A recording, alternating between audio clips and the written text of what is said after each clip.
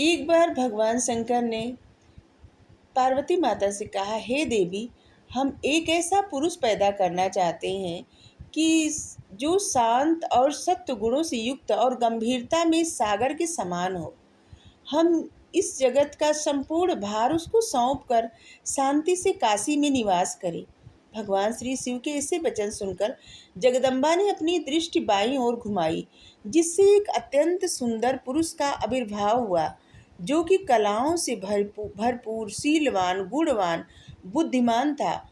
उसका रंग श्याम था, सुंदरता अद्वितीय थी। शरीर का प्रत्येक भाग सुडौल एवं सुंदर था।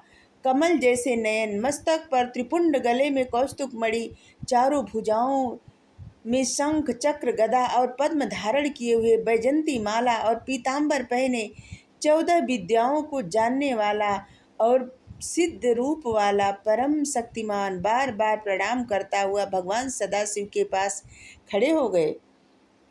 उसको देखकर भगवान सदाशिव और शिवा अत्यंत प्रसन्न हुए। वह सुंदर पुरुष सदाशिव तथा पार्वती से बोला, मेरा नाम और काम बताने की कृपा करें। यह सुनकर भगवान सदाशिव ने हंसकर कहा, सर्वत्र व्यापक होने के कारण तुम्हारा नाम विष्णु है। अब तुम्हारे समान कोई दूसरा मनुष्य उत्पन्न न होगा। तुम्हें लोग हरि तथा भगवान आदि नामों से पुकारेंगे। भक्तों को सुख देने के लिए ही मैंने तुम्हें उत्पन्न किया है। तुम सबसे पहले परम कार्य साधन के लिए दृढ़ता से तप करो। ऐसा कहकर भगवान श्री सदाशिव ने भगवान श्री विष्णु को योग विद्या का ज्ञान दिया। तब भगवान श्री सदाशिव को प्रणाम किया और भगवान श्री सदाशिव अंतर ध्यान हो गए। भगवान श्री विष्णु 12,000 दिव्य वर्षों तक भगवान श्री सदाशिव का ध्यान करते रहने पर भी उन्होंने अपने मनोरथ कल्याणकारी भगवान शंकर का दर्शन न कर पाए। इसमें भगवान श्री सदाशिव के दर्शन न होने के कारण श्री विष्णु जी उदास होकर आकाश की तरफ देखने लगे। उनको उदास देखकर आकाशवाणी हुई, हे विष्णु, तुम और तप करो, तुम्हें इतनी जल्दी हमारा दर्शन नहीं हो सकता। इस पर भगवान श्री विष्णु दोबारा तप करने के लिए बैठ गए। अब भगवान श्री विष्णु के तप के बीच में भगवान श्री सदाशिव की माया से भगवान श्री विष्णु के शरीर में से अनेक प्रकार की जलधाराएं बहने लगी। भगवान श्री विष्णु उन जलधाराओं को देखकर अत्यंत प्रसन्न हुए। चारों तरफ जल ही जल हो गया और भगवान श्री विष्णु उस जल पर सो गए। उसी समय भगवान श्री विष्णु का श्रुति समस्त नाम नारायण हुआ और उस समय इस संसार में भगवान विष्णु के अतिरिक्त कोई और न था। फिर भगवान श्री विष्णु से सब तत्वों की उत्पत्ति हुई और उनका विस्तार हुआ। प्रकृति ने पहले महान उत्पन्न किया। महान से फिर 3 गुणों की उत्पत्ति हुई। फिर अहंकार उत्पन्न हुआ। इससे फिर तन्मात्रा, शब्द, स्पर्श, रूप, रस और आकाश प्रकट हुए और नेत्र, कान, नाक, जिह्वा और त्वचा ज्ञानेंद्रियां उत्पन्न हुई। और इस प्रकार पुरुष के बिना प्रकृति का यह सब जड़ कार्य हुआ। यह सब तत्व 24 प्रकार के थे। यह सब ब्रह्म रूप जल पर सो रहे। भगवान विष्णु की निद्रावस्था में उनकी नाभि में से एक विशाल कमल उत्पन्न हुआ। इस कमल का विस्तार अनंत योजन का था, ऊंचाई भी अनंत योजन की थी। ब्रह्मा जी बोले, हे नारद, इसके पश्चात भगवान श्री सदाशिव ने अपनी दाई भुजा में से मुझे उत्पन्न किया, उस कमल पर रख दिया।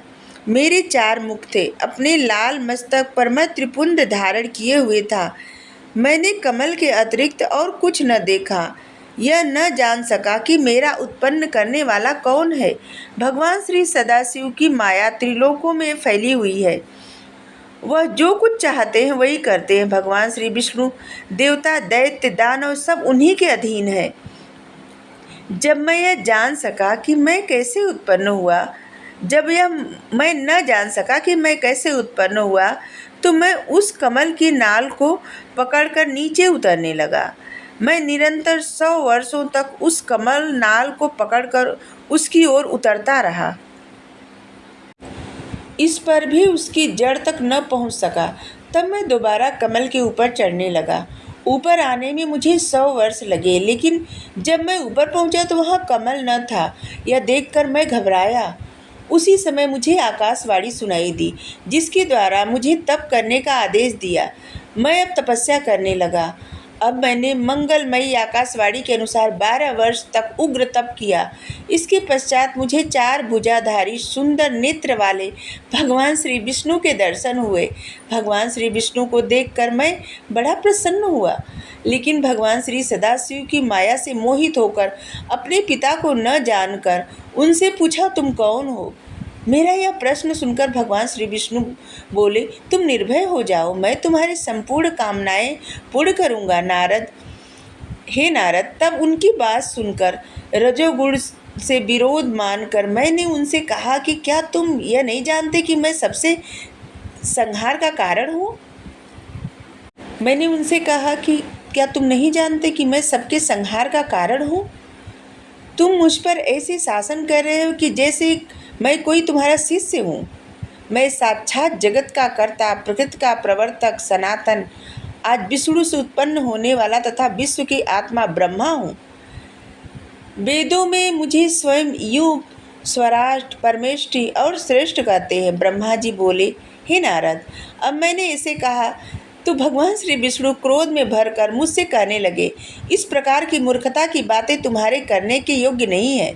सृष्टि को उत्पन्न करके पालन करने वाला मैं ही हूँ, फिर सबको नष्ट करने वाला भी मैं ही हूँ। निर्दोष नारायण जगन्नाथ मेरे ही नाम है। तुम मेरी माया के अधीन होकर ही ऐसा कर रहे हो, क्योंकि यह सारा संसार माया के अधीन है। मैंने ही वेदों को बनाया है और मैंने ही कमल नाल से तुमको उत्पन्न किया है। मुझसे उत्तम और श्रेष्ठ दूसरा कोई नहीं। तुम अपने नाम पर इतना अहंकार न करो, अतः सच और सत्य बोलने योग्य बातें बोलो। जिस प्रकार अंधा अपनी आँखों का, निर्धन अपने धन का वर्णन करता है, उसी प्रकार तुम अपने नामों की बड़ाई कर रहे हो। यदि तुम मेरा पूजन न करोगे तो तुम्हारा कल्याण कभी नहीं होगा। भगवान विष्णु की इस प्रकार अहंकारपूर्ण बातें सुनकर मुझे हंसी आने लगी और इतना क्रोध आया कि मैं भगवान श्री विष्णु को अपना शत्रु समझने लगा। मैं उनसे कहा, आप मुझे बार बार गुरु की भांति उपदेश क्यों दे रहे हैं? आप अपने आप को वेद पाठी कहते हैं, मगर मैं समझता हूँ कि वेदों का नाम तक भी नहीं जानते। आपका यह क्रोध सर्वथा व्यर्थ है। इस बात को लेकर मेरे और भगवान विष्णु के बीच बड़ी भारी शब्द युद्ध हुआ। भगवान सदाशिव की माया से मोहित होकर हम दोनों ही अपने आप को सर्वश्रेष्ठ मानते रहे। इसमें शंका और संदेह करने की कोई बात नहीं, क्योंकि भगवान श्री सदाशिव की माया ही ऐसी है। ब्रह्मा जी ने कहा, हे नारद, मेरे और भगवान श्री विष्णु के इस शब्द युद्ध को देखकर भगवान श्री सदाशिव प्रकट हो गए, लेकिन वह प्रकट हुए तेज पुंज के रूप में, और उस तेज पुंज को देखकर हम दोनों का युद्ध रुक गया। अब इसके आगे कल